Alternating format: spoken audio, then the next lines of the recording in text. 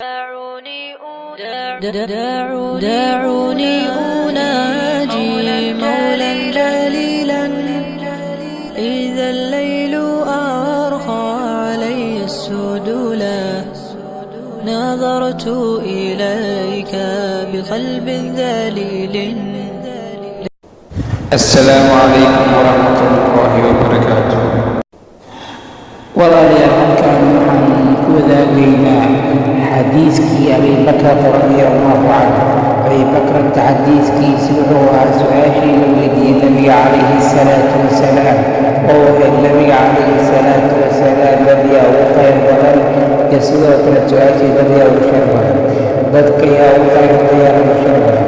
nabiga calayhi salaatu wasalaam wuxuu ku jawaabay dad waxaa ugu khayr badan man daala cumruhu wa xasuna camaluhu, qofkuu dheeraado cumrigiisa u wanaagsanaa camalkiisa.